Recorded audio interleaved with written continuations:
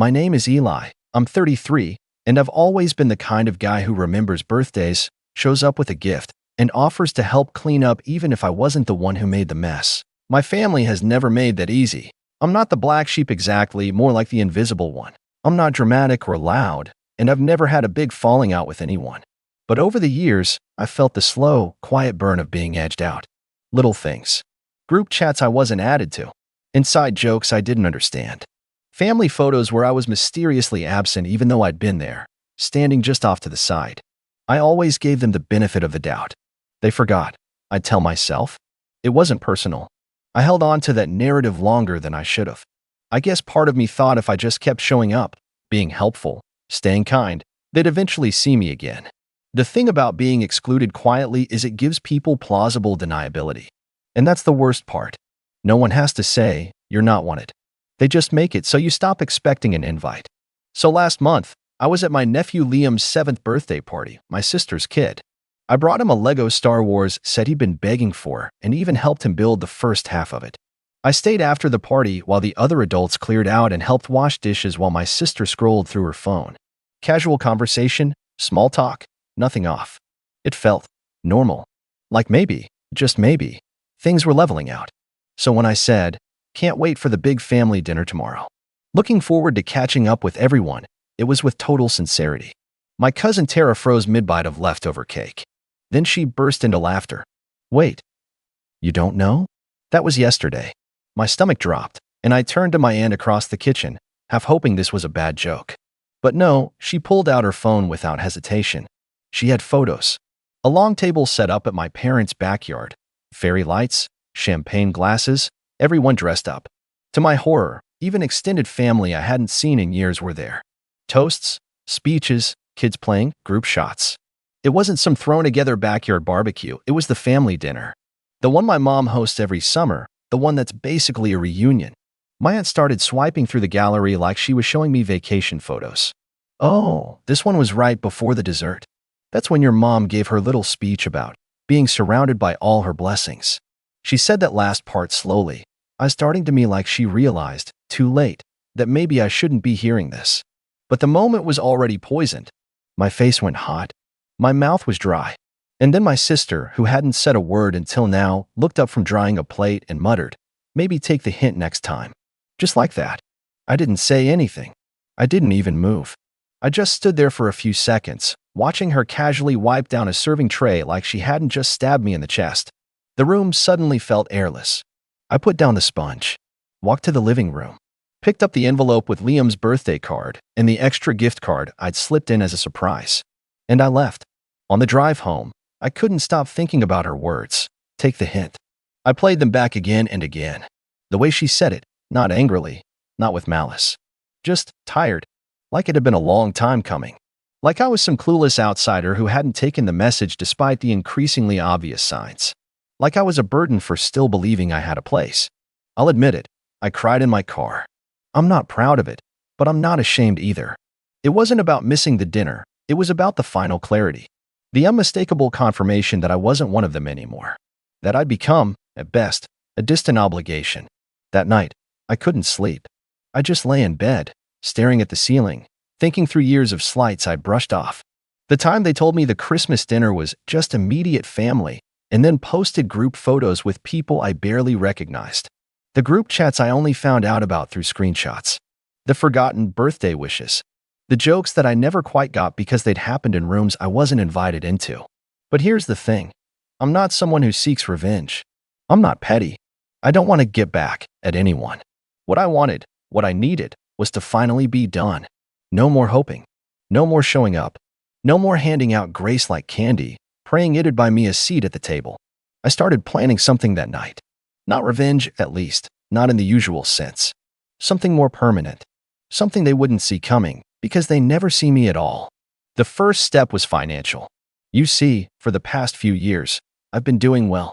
I work in IT, and while I'm not a millionaire, I've made smart investments, especially in the last few years when I got into property management.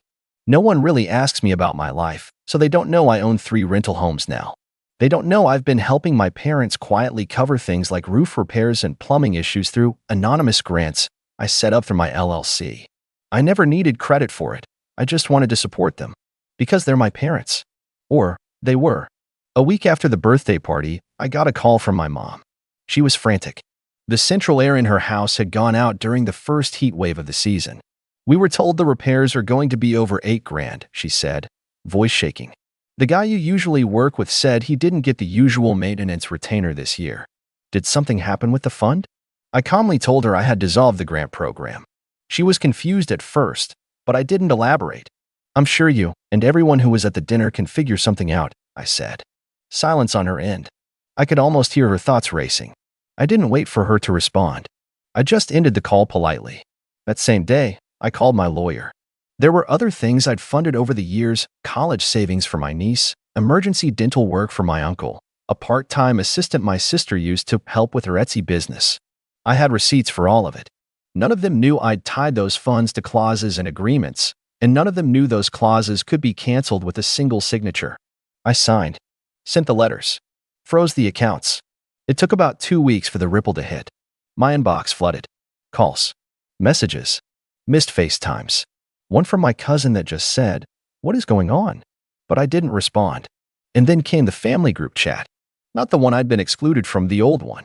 The one I had created 5 years ago when Grandpa passed and everyone wanted to coordinate funeral logistics. I still had admin rights. I renamed the chat to maybe take the hint, and then, one by one, removed every single member. I didn't say a word, just silence. But that was only the beginning, because there was still one thing I hadn't taken back. And once I did, it changed everything. The thing I hadn't taken back yet, the one thread still tethering me to them, was the lake house. It wasn't technically mine. Not fully. It belonged to my grandparents, then passed down jointly to my mom and her sister, my Aunt Val. After Val passed, her half went to my cousin Tara, the same cousin who laughed at me about missing the family dinner. Years ago, when my mom fell behind on some payments, I quietly bought out her share. Legally, I owned 50%. But no one ever updated the family's mental scorecard. They still treated it like grandma's place. Everyone used it freely, weekends, holidays, even full summers. And I let them. For years. I never booked it for myself. Never once said no when someone wanted to use it. I even paid for the new dock last summer. Quietly. Without credit. But now? Now the lake house was a stage. And I had the script. I waited for Memorial Day weekend, when the whole family usually flooded in. It had been tradition for over a decade. Barbecues. Bonfires.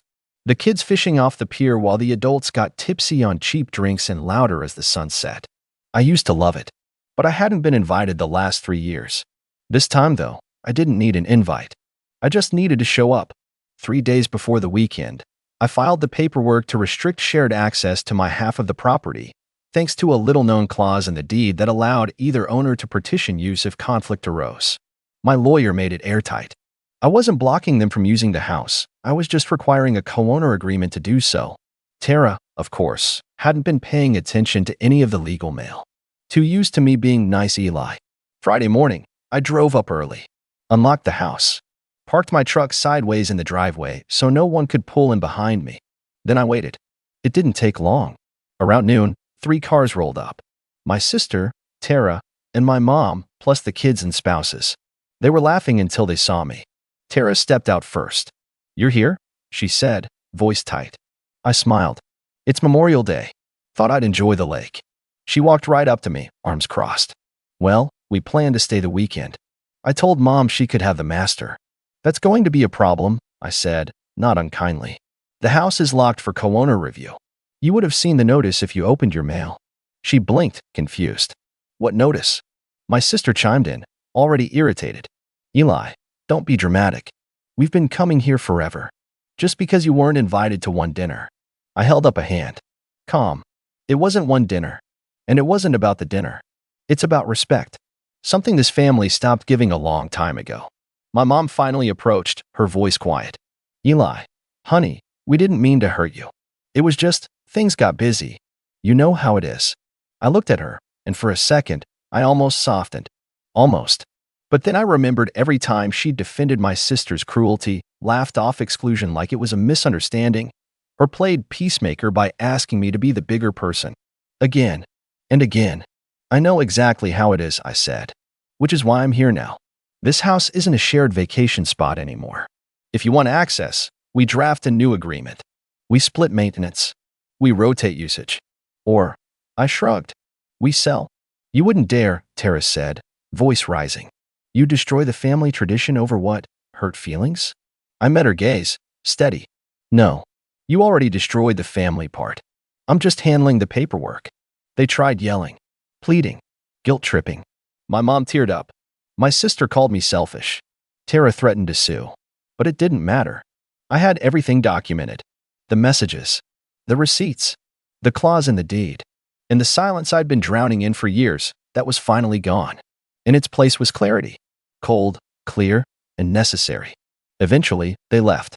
Not without a few final words thrown at my back. But I didn't flinch. I stood on that porch until the cars disappeared down the gravel road. Then I went inside, opened a beer, and sat in the old rocking chair Grandma used to use. That night, I lit a fire in the pit out back. Watched the embers rise into the sky like sparks from some forgotten 4th of July. And for the first time in a long, long while, I felt like I belonged somewhere. But the final part? That came the next morning. Because I wasn't done. I had something else to send. And once they opened it, they'd realize the real consequences hadn't even started yet. The next morning, I woke up to the sound of birds and nothing else. No kids screaming on the dock, no blaring Bluetooth speakers from the porch, no smell of my sister's always overcooked bacon. Just stillness. It was almost eerie how peaceful it was. And I liked it. I brewed myself a cup of coffee, walked barefoot down to the water, and watched the early mist curl off the surface like steam from a boiling secret. I had a lot on my mind, but I wasn't sad. Just focused. Resolved. The night before had been a line in the sand. But now? Now it was time to make it permanent. Before I left for the city, I stopped by the post office in town and handed over a thick manila envelope addressed to my family lawyer. Inside was the final piece of the puzzle, my formal decision to sell my half of the lake house. Not just to anyone, but to a buyer I'd already vetted. A private couple from out of state, no kids, no drama, just retirees who wanted a quiet escape for the summer months. I'd even offered them a slightly better deal if they agreed to one condition. They'd put up a gate. Not a huge one. Just enough to clearly mark their half and legally prevent any accidental visits from extended family members who had once treated the house like their personal vacation hub. But the envelope didn't just include the sale contract. It also contained my exit letter. A single page folded on top of the documents, addressed to my entire family. I wrote it slowly, carefully, over 2 nights. I didn't want to be cruel, I just wanted to be honest. Brutally, surgically honest. Here's a part of what it said. To everyone who forgot me, you may not have realized it, but over the years, I became a ghost in this family. Not because I drifted away, but because you quietly pushed me there. With your exclusions, your silence, your smug smirks when I'd show up still believing I mattered. I was the helper, the giver, the quiet one, that extra at the table. I never asked for much, just a chair and a little kindness. But your message has been clear. I'm not family. I'm a resource, a wallet, an afterthought, a punchline. So now, I'm taking the hint. You won't have to forget to invite me anymore. You won't have to roll your eyes when I show up or whisper in the kitchen when I leave the room. I'm done with all of it. I'm not angry. I'm not vengeful. I'm simply done. This house? It was the last place where I still felt tethered to any kind of belonging. And now, I've let it go. The buyers are sweet. They'll take care of it. And don't worry, they won't tolerate uninvited guests. Not even on holidays. Consider this letter your official notice. I'm no longer available for guilt, gaslighting, or group chats. I wish you all well. Truly. But from now on, my peace comes first. Eli. 3 days later, my phone buzzed nonstop. Missed calls. Voicemails. A flurry of texts that went from confused to panicked to furious in the span of hours. My sister, who hadn't said a kind word to me in over a year, suddenly had a lot to say. Things like, "You're breaking Mom's heart," and "You're acting like a child." My cousin Tara sent a wall of text that started with, "Are you seriously selling the house?" and ended with, "You'll regret this." But the one that really stuck with me came from my mom. It was just one sentence. "Why are you doing this to us?" I stared at that message for a long time. I almost replied. I even typed a few different things, some sharp, some gentle, one version that just said, "Because you let them." But I deleted it all. Because she already knew. A week later, the sale closed. The new owners took over. The family tried to block it, But since Tara hadn't kept up with her share of the maintenance taxes and I had majority rights on the deed thanks to a little-known clause I'd activated through my LLC, they couldn't stop it. Legally, financially, emotionally, it was done. Summer came and went. They ended up renting a lake Airbnb 2 towns over. I saw the photos on my cousin's Instagram. Different doc. Same forced smiles. Same energy of pretending nothing had changed. Except, it had. Because the next time they needed a favor, there was no Eli to call. No silent supporter to pick up the slack. No wallet with feelings, as they once called me behind my back on a hot mic during a group Zoom I wasn't supposed to hear. And while they scrambled to adjust, I was building something better. A life where I wasn't invisible. A new circle of friends who saw me, appreciated me, laughed with me, and never once made me beg for a seat at the table. It wasn't about revenge. It was about release. But don't get me wrong. There was one more twist. Because 2 months after the house sale finalized, something interesting happened at work. My company launched a new mentorship initiative, a paid program where we invited applicants from across the region to train in IT and project management. It was designed for people looking to start over. Guess who applied? Tara. She didn't realize the application would land directly on my desk. And she definitely didn't expect the little note I stapled to her rejection letter. Just 6 words. Maybe take the hint next time. The weeks that followed were quieter than I expected. No more calls. No more texts. It was as if, after years of silent dismissals, the silence had finally become mutual. And for once, I didn't feel like I had to fix it. I stopped checking their social media. I removed myself from the last remnants of family email threads. My phone was still, and my mind was clearer than it had been in years. But clarity doesn't mean peace comes easy. There were nights I lay awake wondering if I'd gone too far. If I should have just kept being the quiet one. The dependable one. The one who bit his tongue for the sake of keeping a fragile family illusion intact. That internal guilt had been a well-worn jacket, familiar, even comforting in its own twisted way. But guilt, I realized, is a tool manipulators use when outright control doesn't work anymore. It was hard to let it go. But I did. Because something else started growing in its place, something stronger. Dignity. A sense of boundaries. A strange but welcome pride in the fact that I had, for the first time, chosen myself over people who had proven again and again that they wouldn't have chosen me. Work got better too. I got promoted.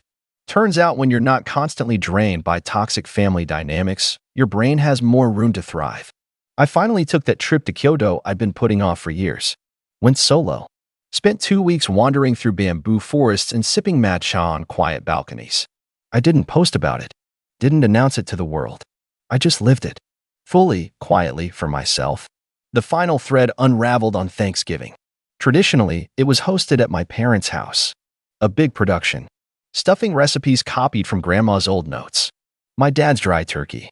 The usual arguments over who got to sit closest to the fireplace.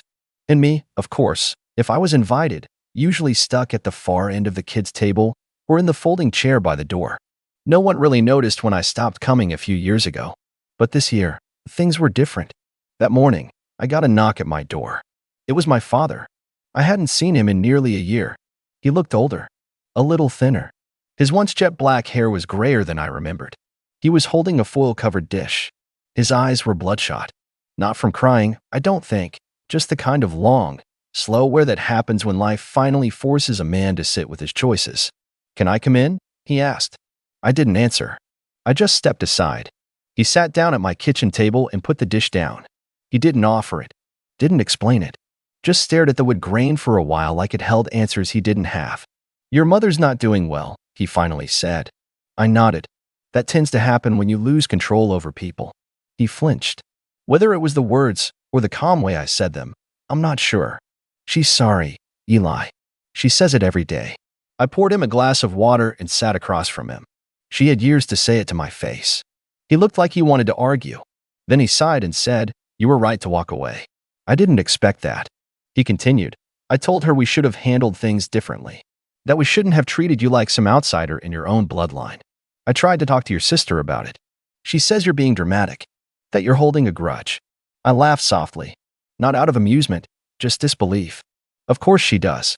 She's not doing so well either. Her Etsy shop folded. She's staying with us now. Your mother's under a lot of stress. And he looked up at me finally, really looked. "I'm not here to guilt you. I'm here because I realized something.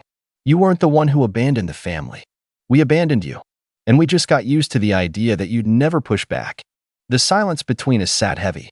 Then he added, I read your letter. I raised an eyebrow. The one you sent to the lawyer. He forwarded a copy to me after the house was sold. I read it 3 times. I cried each time.